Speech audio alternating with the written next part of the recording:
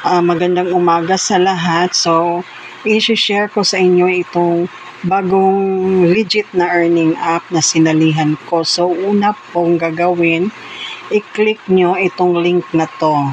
Okay? Tapos, i-download nyo yan. Pagkatapos nyo ma-download, punta kayo sa inyong dashboard. So, ganito yung itsura ng dashboard, guys. Okay, so ganito yung itsura ng dashboard. Pagkatapos, i-click mo yung become host. Okay, so eto yun guys ha. I-click mo yung become host. I-type mo yung ID number ng ating agency dyan. Okay, so yan po ang ating ID number. 1874861. Okay, tapos punta kayo sa settings. Yung settings, nasa baba pa nito, okay? So, kailangan mo siya i-scroll up para makita mo dyan sa baba yung settings. Ay, saglit lang. So, bago pala tayo magpunta sa settings, di ba nag-type tayo ng ating ID number? Kasunod niyan yung face authentication. Okay, so, kailangan mo lang gawin, tumingin ka doon sa may bilog. Dapat yung mukha mo nasa loob ng bilog. Tapos may instruction yang ibibigay. Sa baba ng bilog may instruction dyan. Sasabihin niya, blink an eye or turn your head to the right or depende no kung saan ipaturn yung head. So, i-follow mo lang yung instruction na yon, tapos i-submit mo. Okay. So, pagkatapos mo mag-submit, punta na tayo sa settings. Again, yung sinabi ko kanina, nasa baba lang po yung settings. So, kailangan mo lang siya i-move pataas para makita yung nasa baba. Pag nasa settings na tayo, pindutin mo lang yung profile. Tapos, i-fill up mo yung hinihingi doon sa profile katulad ng birthday, yung nickname mo, yung language, country. So, i-fill up mo yan lahat doon.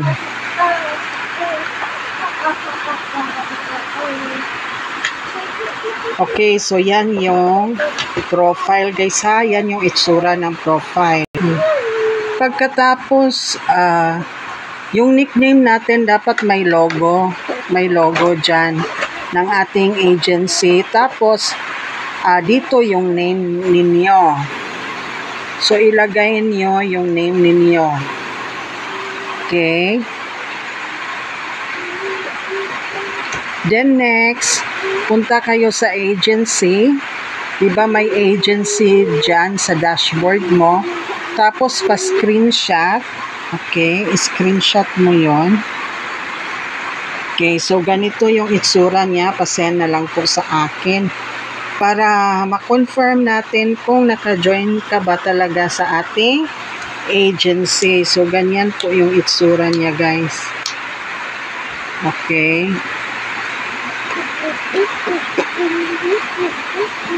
Okay, so pagkatapos nito, punta ka sa dashboard. Sa baba ng dashboard mo, makita mo yung my room.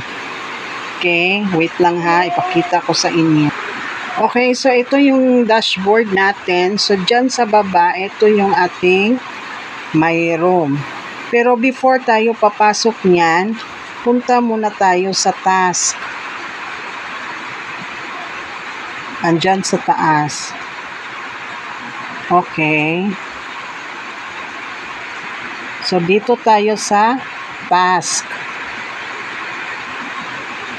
So, kung anong hinihingi dito, yung upload avatar, edit nickname, sundin nyo lang po yan sa abot ng makakaya ninyo. Kung alin yung kaya ninyong gawin dyan. Kasi may kaakibat yan na rewards. Okay? May rewards po yan. So, pagkatapos niyan, balik tayo sa ating dashboard para gumawa na ng ating task. Okay, so eto na yung tasking natin. Punta tayo sa my room. Okay.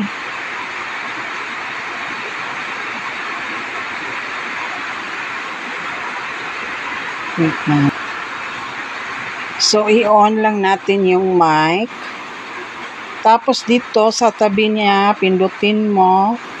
Tapos hanapin yung mic hot. Pindutin mo yung mic hot. Okay, tapos pag lumabas na to, start counting. Pindutin mo yan. Okay, dapat sigurado na andyan yung mukha mo dyan. Okay. Okay, so pwede i-check mo itong bilog na nasa taas.